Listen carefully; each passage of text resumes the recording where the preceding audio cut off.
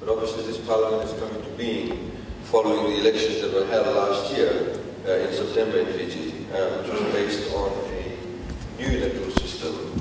And also probably relevant to your course is the fact that it was, well, before voting took place, obviously voter registration had to take place.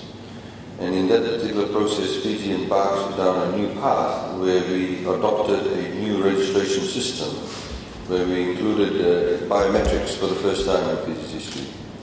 When we had the elections in 2006, there was a EU observer group that had come and basically observed the elections. And they had made a number of observations. One of them included the fact that many people in the elections that were held in 2006 weren't in fact given the right to vote because of a number of fundamental flaws in the registration process. So we were determined that the elections that were to be held in 2014 did not face any such issues. Voter registration is very, very critical. Obviously in Fiji too, it took a new turn in the sense that we reduced the voting age from 21 to 18. So Fijians now 18 and above can obviously vote. It meant more people on the roll.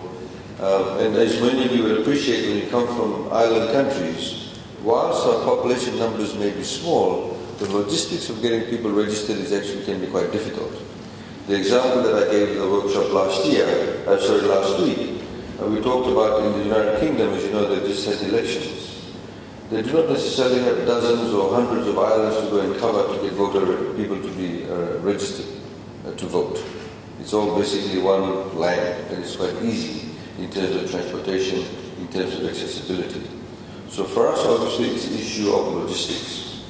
The other issue that we may also find in terms of, for example, biometrics, is the technicalities and the type of technology you use. So for example, if you were to introduce biometrics and you were to go out and take people's photographs, you want to scan that and you want to put it in an ID card at the same time issue, what if there's no electricity there? So these are the types of challenges that we do have. So whenever we are designing a voter registration system, in particular for the island countries where we do not necessarily have all the resources, we have to keep all of these issues in mind. And indeed, it has a huge impact in terms of your budgeting too. How do you budget? If you are going to follow down the biometrics path, then you need to take account as far as the budget is concerned. You're going to take a generator down, if you're going to, your shipping costs, etc. So all of that is quite critical. And Fiji, of course, had a very low invalid votes in the last elections. I think probably one of the lowest we've ever had in recent history. In 2006, the number of invalid votes was, I think, about 9.4% or 9.2, somewhere about 9, little over 9. And in the last elections, it was below 1%. So obviously a huge difference. And I think the validity of the votes, you may say, has got nothing specifically to do with voter registration per se, but I think it's generally a holistic approach to conducting the elections. And that has a huge impact, because when people actually do feel very open and they feel there's a transparent process in terms of your registration, in terms of their ability to come and change the details before the elections, you develop a partnership together with the registered voter. And I think that is very, very critical. A lot of the times, voting is seen to be something that's up there, and we little people are down here, and the system does not necessarily sit together. The same way you may have the court system. So we obviously had embarked on, we had called for international expressions of interest, and we had used a Canadian company called Code Inc. To help us with the voter registration. The trick now, of course, is to make sure is that once we have had this voter registration, that the information continuously is updated. So I assume that that's some of the things that you'll be talking about in the workshop.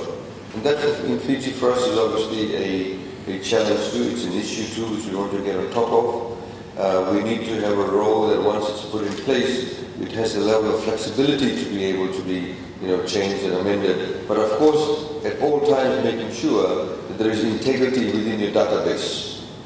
It does not get polluted, it does not get adulterated. Because if it does, then obviously the entire integrity of your system will have an impact on the credibility of the elections that you're going to hold. So I think, ladies and gentlemen, I mean, without saying too much, I think voter registration, in the same way as I said last week, that voter education is very, very critical. We need to be aware of, people need to be aware of how they're going to vote, but also how they're going to register. In Fiji's case, we, just to give by way of information, as you know, we're in the process of, for example, changing our national flag. Once that is done, then we will be issuing new cards which will have the new logo of the flag in the background. We also want to be able to ensure that the integrity of that information is not in any way compromised. So things like costs also get involved. If you're going to change the ID cards, do we get them to pay it, the actual voters themselves, or do we pay? Because we are the ones, facilitating the change. So I wish you all the very best with the workshop.